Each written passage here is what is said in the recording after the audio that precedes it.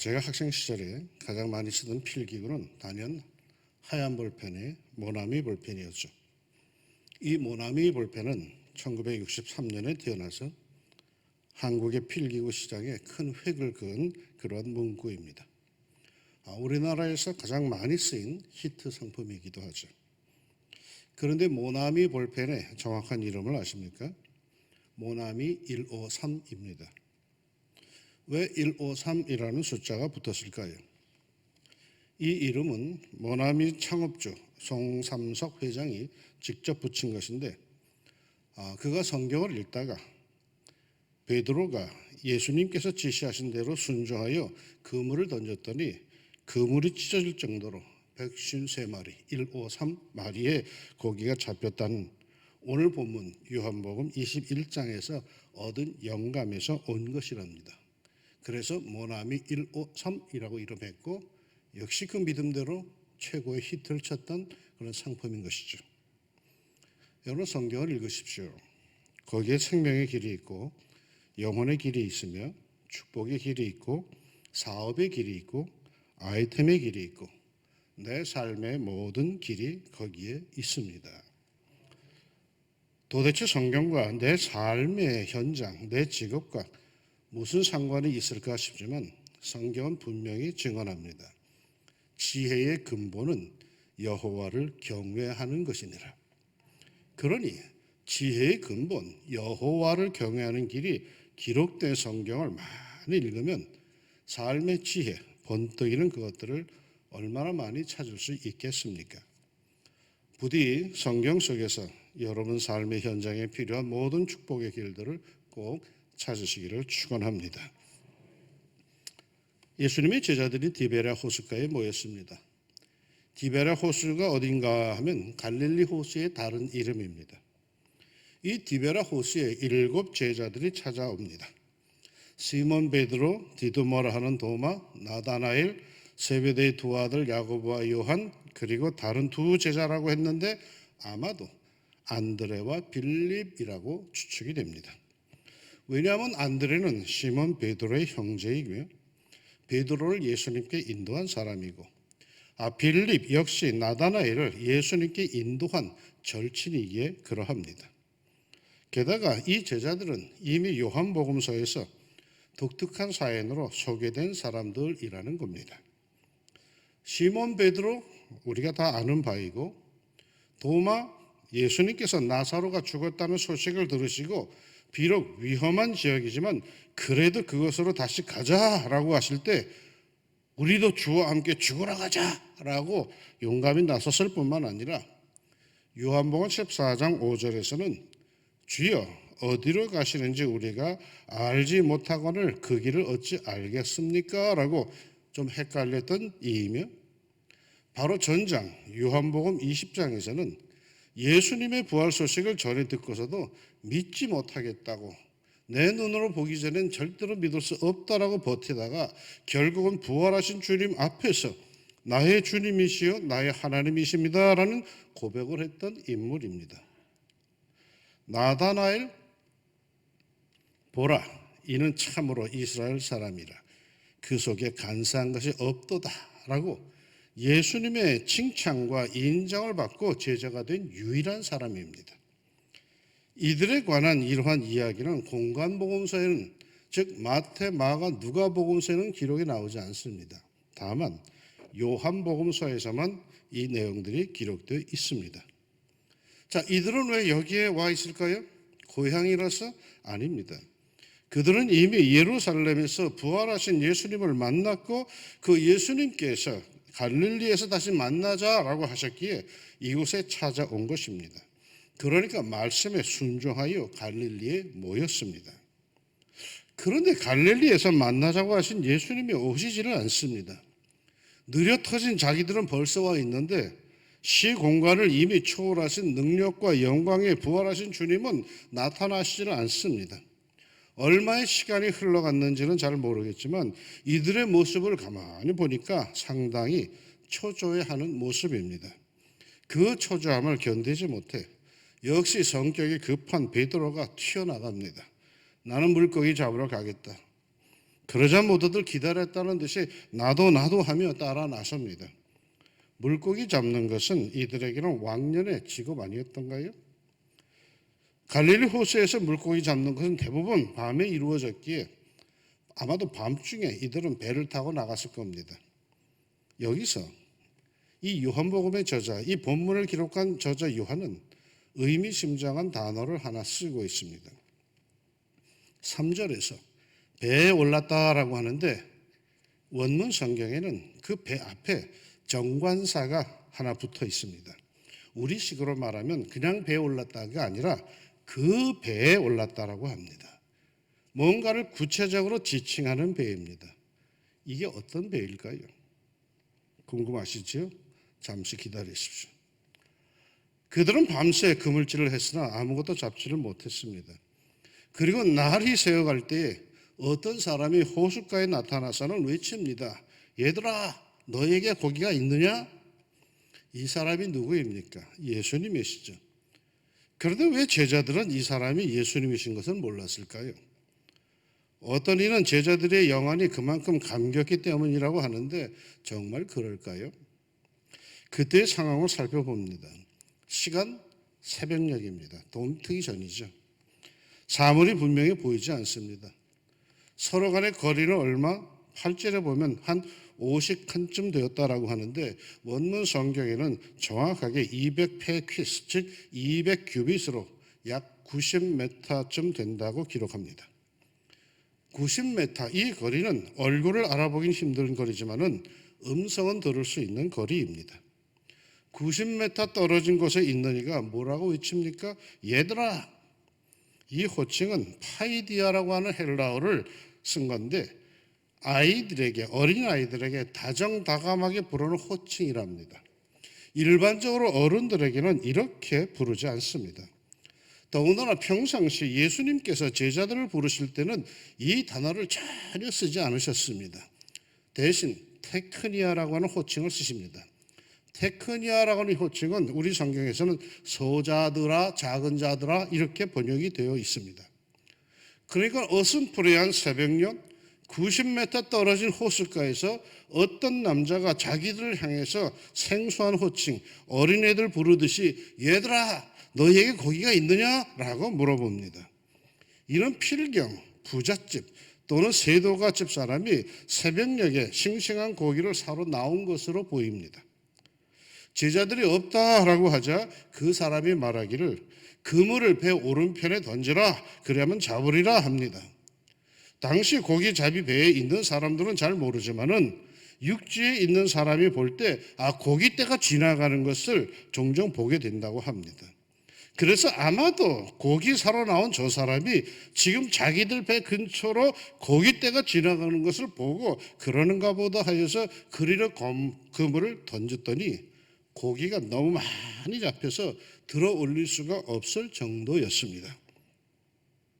그냥 좀 잡혔다면 그대로 지나쳤을 텐데 너무 많이 잡혔어. 그러자 그 순간 그들 중에 정신이 번쩍 드는 이가 있었습니다. 7절 예수의 사랑하시는 그 제자가 베드로에게 이르되 주님이시라 하니 시몬 베드로가 벗고 있다가 주님이라는 한 말을 듣고 겉옷을 두른 후에 바다로 뛰어내리더라. 예수님의 그 사랑하시는 그 제자가 누구일까요? 바로 이 요한복음서를 기록한 사도 요한입니다. 그 눈치 빠른 요한이 예수님을 알아차립니다. 요한은 어떻게 그가 예수님이신 것을 눈치챘을까요? 3년 전 베드로를 처음 부르실 때 누가복음 5장에 보면은 바로 그런 상황이었습니다. 그때도 밤새 그물질에 허탕을 친 베드로의 배를 예수님이 빌려 타시고 갈릴리 호숫가에서 설교를 하시더니 베드로에게 그 배로 나가서 그물질하라 하셨고 허탕 칠 줄 알았지만 밤새 잡았지만 한 마리도 못 잡았지만 그러나 예수님의 말씀에 의지하여 나갑니다 하고 나갔다가 베드로는 그 배가 잠길 정도로 많은 고기를 잡아 근처에 있던 자기들이 야고보와 요한이 달려가서 그 배를 도와주었던 기억이 있습니다. 그런데 지금 자기들이 타고 있는 그 배가 바로 그 배였습니다. 베드로가 먼저 나는 고기 잡으러 간다라고 했으니 자기 배 타고 나갔겠죠. 아무런 남의 배를 타고 나갔겠습니까? 3년 전 예수님이 베드로에게 빌려서 타셨던 그 배요, 순종하여서 엄청난 고기를 잡았던 그 배였습니다. 그리고 지금 역시 그 배에서 순종하였더니 여전히 엄청난 양의 고기를 잡았던 겁니다. 여러분 언제나 주님의 말씀에 순종합시다. 그러면 그에 대한 축복은 언제나 여전합니다. 그 옛날 아브라함 때 순종했다고 엄청나게 받고 오늘날은 좀 인색한 시대라고 순종했음에도 인색하게 받는 거 아닙니다. 그저 믿음으로 순종하십시오. 그러면 그 축복은 옛날이나 오늘이나 여전합니다. 제자들은 다행스럽게도 그 옛날 은혜 받았던 그 배에 탔던 겁니다. 자기들 스스로 의식하지 못했지만 다행히도 그저 생각 없이 올랐던 배가 바로 그 은혜의 배였습니다. 늘 은혜 안에 머뭅시다. 은혜의 추억이라도 좀 갖고 삽시다. 그저 맹성맹성하게 사는 것보다 그래도 은혜 받은 추억 말이요, 그 찬송만 들으면 눈물이 픽픽 도는 그 찬송 하나는 있자 이거죠. 그 분위기, 거기에 가서 무릎 꿇으면은 뭔가 그 전에 주님이 나에게 주셨단 말이에요. 그 첫사랑, 그 감격, 그거 하나 갖고 살자는 거예요. 아무리 바쁘게 살더라도 척박하게 살고 빽빽하더라도 그 환경에, 그 상황에 들어가면은 주님을 추억할 수 있고 그 은혜를 살려낼 수 있는 그거 말이에요. 은혜 받은 추억, 은혜 받았던 그 감격을 여러분 회상하며 살다 보면 우리 주님께서 기회를 주실 때 남보다 먼저 튀어나갈 수 있습니다. 베드로를 보세요. 요한이 주님이시다 하고 소리치자마자 바다로 뛰어내립니다. 소리친 건 요한인데 행동, 액션으로 튀어내린 건 베드로입니다. 어서 빨리 주님께 가고 싶어서 배에서 튀어내립니다. 그것도 겉옷을 입고 뛰어내렸답니다. 아니, 수영을 하려면 입고 있던 옷도 벗어 제치고 뛰어드는 법인데 그는 왜 겉옷을 일부러 찾아 입고 뛰어들었을까요? 그 순간에도 예수님에 대한 예의를 다하는 모습입니다. 이렇게 해서 육지에 올라서니 그곳에는 예수님께서 준비해 놓으신 숯불이 있고 생선이 있고 떡도 있었습니다. 그리고 예수님께서 그 제자들을 초청하십니다. 와서 조반을 먹으라. 이상이 오늘 본문의 내용입니다. 그런데 이 말씀 끝에 이런 말씀이 붙어 있죠. 이것은 예수께서 죽은 자 가운데서 살아나신 후에 세 번째로 제자들에게 나타나신 것이다. 부활하신 예수님은 겨우 세 번밖에 안 나타나셨을까요? 오해할 필요가 없습니다. 요한복음서 안에서만, 그리고 제자들이 모여 있을 때 공식적으로 나타난 것으로 세 번째란 뜻입니다. 첫 번째는 예루살렘에서 도마가 없을 때 나타나셨고, 두 번째는 역시 예루살렘에서 도마가 있을 때 나타나셨고, 그리고 세 번째는 이 갈릴리 호수에서 나타나셨다라는 것입니다. 그런데 한번 생각해 봅시다. 제자들은 이미 부활하신 예수님을 만났습니다. 이미 이것이 세 번째입니다. 그것도 요한복음 20장의 기록을 참고하면 적어도 보름이 지났습니다. 지금 우리들과 거의 같은 그런 때라는 얘기겠죠. 보름이 지났어요. 그리고 부활하신 주님께서 말씀하신 대로 순종하여서 갈릴리까지 왔어요. 그러면 이 제자들 안에, 부활하신 주님을 만난 이 제자들 안에, 부활하신 주님 말씀에 순종하여 찾아온 이 제자들 안에 그 형성되는 그 분위기는 어떤 분위기일까요? 놀라움과 감격과 기막힌 희열과 뿌듯함 아니겠습니까? 예수님께서 무력하게 십자가에서 죽으셨기에 그동안 세상 사람들의 조롱을 견딜 수가 없었고, 아니 그들의 시선이 무서워서 그저 숨어 지냈는데 그 주님께서 부활하셨습니다. 그것도 자기들은 잊고 있었지만은 사실은 살아 생전에 주님께서 말씀하셨던 대로 3일 만에 부활하셨습니다. 그렇다면 그 얼마나 기가 살 것입니까? 할렐루야 나가자 뭐 이런 분위기일 것 같은데 오늘 성경 본문을 가만히 보고 있나라면 그런 분위기가 없어요. 마치 이 분위기 같아. 가만히 있는 그저 조용히. 용기가 없어. 뭔가 초조해. 주님을 사모하면서도 뭔가 껄끄러운 게 있어요. 그게 뭘까요? 그들에겐 두려움이 있었습니다. 왜요?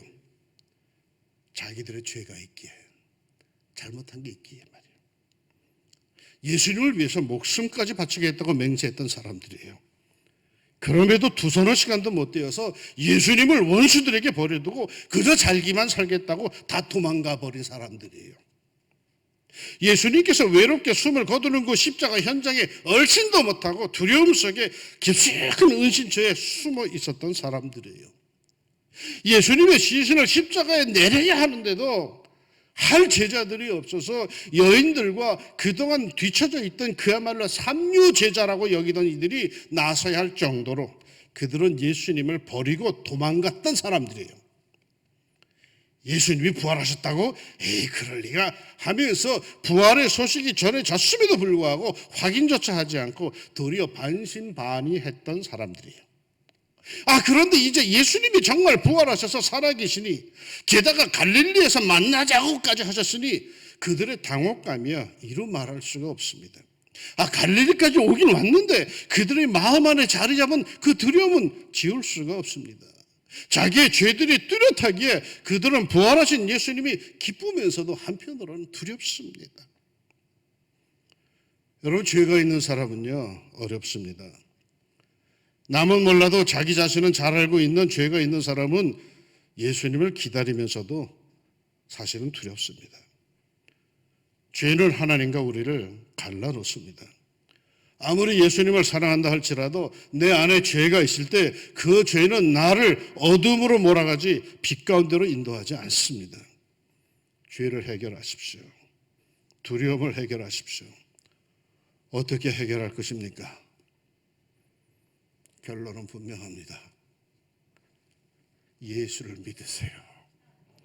이건 불신자에게 한 말이 아니에요. 이건 기성신자들에게 하는 말이에요. 지금 제자라고 하는 사람들에게 하는 말이에요. 예수를 믿으세요. 어떤 예수? 책망을 기다렸는데 주님은 책망하지 않으십니다. 야단치실 것을 기대했는데 주님은 아무런 말씀이 없으십니다. 그리고 한 걸음 더 나가서 조반을 준비해서 아침밥을 준비하셨어요. 그리고 와서 먹어라 하십니다. 단 한마디, 너 베드로 사람이 어찌 그럴 수가 있냐? 책망이 없으십니다.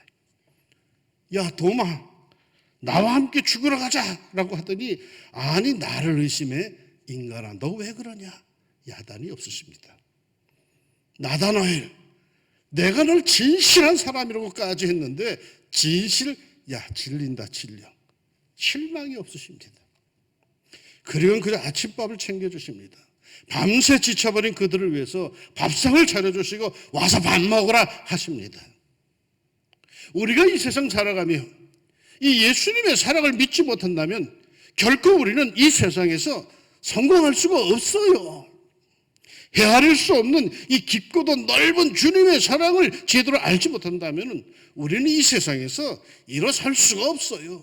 우리보다 도덕적이고 우리보다 강하고 우리보다 똑똑한 사람들이 얼마나 많은데 좀 잘났다고 잘난치 말고 조금 못했다고 실망하지 맙시다. 아니 설령 엄청나게 실수했더라도 좌절하지 맙시다. 우리 예수님의 사랑 그보다 더 훨씬 크십니다. 이럴 때 말이요 우리가 잘못했다고 스스로 느낄 때에 사탄은 우리에게 뭐라 그럽니까? 도망가 가부적 멀리 도망가. 하나님 눈에 띄지 마라. 예배 못 드려. 너 같은 죄인이 어떻게 예배를 드려? 너 같은 것이 어떻게 기도를 해? 그 기도 들어줄 것 같아? 꿈도 꾸지 마. 하나님 얼마나 무서운 분인데 사탄은 우리에게 그렇게 말합니다. 그런데 말이죠. 정작 예수님을 만났을 때 예수님은 매를 드시는 게 아니라 지쳐버린 나를 위해서 영혼의 조반을 갖다 주십니다. 예수님의 사랑 믿어도 좋습니다. 죄인일수록 더욱 믿으세요. 더욱 뚜렷해집니다. 예수님의 사랑은 시시비비를 가리기 위한 사랑이 아니에요. 성경 들여다보세요. 예수님이 시시비비를 가리는 그런 사랑으로 나타나지 않아요. 그저 품에 안아주시고 말없이 안아주신 그 사랑이지, 너 왜 그랬냐, 너 이렇고 저렇고 너 어떻게 그러냐, 이런 사랑이 아니더라고. 한 번도 그런 경우가 없어요. 예수님의 사랑은 모든 것을 새롭게 하기 위한 사랑입니다. 옛날에 너 왜 그랬냐고 그 형벌을 당해 싸다고 하시는 게 아닙니다. 죄인은 처벌받아 싸다고 매정하게 내버려 두는 게 아닙니다.